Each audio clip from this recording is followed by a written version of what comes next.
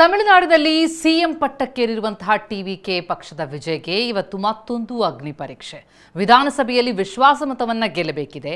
ಆದರೆ ಮಹತ್ವದ ಬೆಳವಣಿಗೆಯಲ್ಲಿ ಎಐಎಡಿಎಂಕೆ ಇಬ್ಬಾಗ ಆಗಿ 30 ಶಾಸಕರು ವಿಜಯ್ಗೆ ತಮ್ಮ ಬೆಂಬಲವನ್ನ ಘೋಷಿಸಿದ್ದಾರೆ.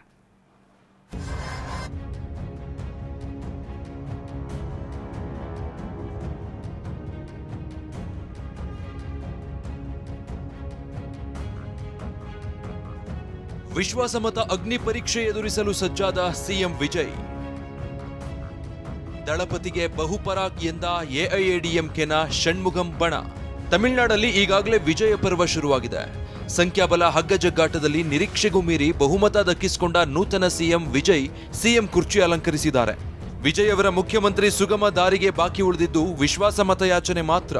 ಇಂದು ವಿಧಾನಸಭೆಯಲ್ಲಿ ವಿಜಯ್ ವಿಶ್ವಾಸಮತ ಅಗ್ನಿ ಪರೀಕ್ಷೆ ಎದುರಿಸೋಕೆ ಸಜ್ಜಾಗಿದ್ದಾರೆ. ಬಹುಮತ ಸಾಬೀತಿಗೆ ಕೇವಲ 2 ಸ್ಥಾನಗಳಿಗಾಗಿ ಪರದಾಡಿದ್ದ ವಿಜಯ್ಗೆ ಮೊನ್ನೆಯೇ ಆನೆಬಲ ಸಿಕ್ಕಿತ್ತು. ಈ ನಡುವೆ ಗವರ್ನರ್ ಕೂಡ ವಿಶ್ವಾಸ ಮತಯಾಚನೆಗೆ ಮೇ 13 ಅಂದ್ರೆ ಇಂದಿನ ತನಕ ಸಮಯ ನೀಡಿದ್ರು. ಈ ಸಮಯದ ಅವಧಿ ಇಂದಿಗೆ ಮುಕ್ತಾಯ ಆಗಲಿದೆ. ಬಹುಮತ ಸಾಬೀತಿಗೂ ಮುನ್ನ ವಿಜಯ್ ಸೇನೆಗೆ ಮತ್ತಷ್ಟು ಮಗದಷ್ಟು ಬಲವೇ ಸಿಕ್ಕಿದೆ. ಜಯಲಲಿತಾ ಅವರ ಪಕ್ಷ ಅಣ್ಣಾ ಡಿಎಂಕೆ ಪಕ್ಷದಲ್ಲಿ ಬಂಡಾಯ ಭುಗಿಲೆದ್ದಿದೆ. ಪಳನಿಸ್ವಾಮಿ ವಿರುದ್ಧ ಬಂಡಾಯ ಎದ್ದಿರುವ ಸಿವಿ ಷಣ್ಮುಗಂ ಬಣದ ಬರೋಬ್ಬರಿ 30 ಶಾಸಕರು ವಿಜಯ್ಗೆ ಬೆಂಬಲ ಘೋಷಿಸಿದ್ದಾರೆ. First of all we congratulate chief minister Tiru Vijay and wholeheartedly we as AIADMK party and AIADMK legislative party support and extend our support to the TVK government headed by Chief Minister. EPS ನಾಯಕತ್ವದ ಮೇಲೆ ಕೆಂಡ ಕಾರಿರುವ Shanmugam DMK ಜೊತೆ ಮೈತ್ರಿಗೆ ಮುಂದಾಗಿ ಪಕ್ಷದ ತತ್ವಕ್ಕೆ ದ್ರೋಹ ಬಗೆಯಲಾಗಿದೆ ಅಂತ ಗುಡುಗಿದ್ದಾರೆ. ಈ ಮಧ್ಯೆ ಟಿಟಿವಿ ದಿನಕರ್ ಅವರ ಎಎಂಎಂಕೆ ಪಕ್ಷದ ಶಾಸಕ ಕಾಮರಾಜ್ ಸಹ ಟಿವಿಕೆ ವಿಜಯ್ ಅವರಿಗೆ ಬೆಂಬಲ ಘೋಷಿಸಿದ್ದಾರೆ. ಈ ಬೆಂಬಲದೊಂದಿಗೆ ವಿಜಯ್ ಪರ ಇರುವ ಶಾಸಕರ ಸಂಖ್ಯೆ 151ಕ್ಕೆ ಏರಿಕೆಯಾದಂತಾಗಿದೆ.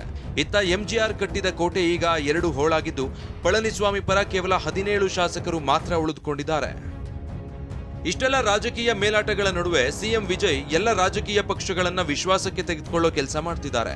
ಮೊನ್ನೆ ಸ್ಟಾಲಿನ್ ಭೇಟಿಯಾಗಿದ್ದ ಸಿಎಂ ವಿಜಯ್ ನಿನ್ನೆ ಮುಸ್ಲಿಂ ಲೀಗ್, ಕಾಂಗ್ರೆಸ್, ಅಣ್ಣಾ ಡಿಎಂಕೆ, ರೆಬಲ್ಸ್ ಟೀಮ್ ಸೇರಿದಂತೆ ಇತರೆ ಪಕ್ಷದ ಶಾಸಕರನ್ನ ಭೇಟಿಯಾದ್ರು. ತಿರುಪತ್ತೂರು ಕ್ಷೇತ್ರದ ಟಿವಿಕೆ ಶಾಸಕ ಶ್ರೀನಿವಾಸ ಸೇತುಪತಿ ಅವರಿಗೆ ಇಂದಿನ ವಿಶ್ವಾಸಮತ ಯಾಚನೆಯಲ್ಲಿ ಮತ ಹಾಕದಂತೆ ಮದ್ರಾಸ್ ಹೈಕೋರ್ಟ್ ಮಧ್ಯಂತರ ತಡೆ ನೀಡಿದೆ. ಯಾಕಂದ್ರೆ ಶ್ರೀನಿವಾಸ ಸೇತುಪತಿ ತಿರುಪತ್ತೂರು ಕ್ಷೇತ್ರದಲ್ಲಿ ಡಿಎಂಕೆ ಅಭ್ಯರ್ಥಿ ಕೆಆರ್ ಪೆರಿಯ ಕರುಪನ್ ವಿರುದ್ಧ ಕೇವಲ 1 ಮತದ ಅಂತರದಲ್ಲಿ ಗೆದ್ದಿದ್ರು. ಶ್ರೀನಿವಾಸ ಸೇತುಪತಿ ಗೆಲುವು ಪ್ರಶ್ನಿಸಿ ಮದ್ರಾಸ್ ಹೈಕೋರ್ಟ್ಗೆ ಕೆಆರ್ ಪೆರಿಯ ಕರುಪನ್ ಅರ್ಜಿ ಸಲ್ಲಿಸಿದ್ರು. ಇದೀಗ ಹೈಕೋರ್ಟ್ ವಿಶ್ವಾಸಮತದಲ್ಲಿ ಭಾಗಿಯಾಗದಂತೆ ಆದೇಶ ನೀಡಿದೆ. ತಮಿಳುನಾಡಲ್ಲಿ ಆಡಳಿತ ಯಂತ್ರಕ್ಕೆ ಚುರುಕು ಮುಟ್ಟಿಸೋಕೆ ಹೆಜ್ಜೆ ಇಟ್ಟ ವಿಜಯ್ ಆರಂಭದಲ್ಲೇ ಒಂದೊಳ್ಳೆ ನಿರ್ಧಾರ ಪ್ರಕಟಿಸಿದ್ದಾರೆ.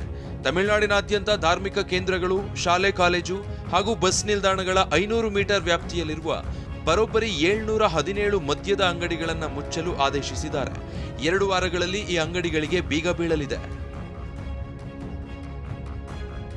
Bureau report, TV9.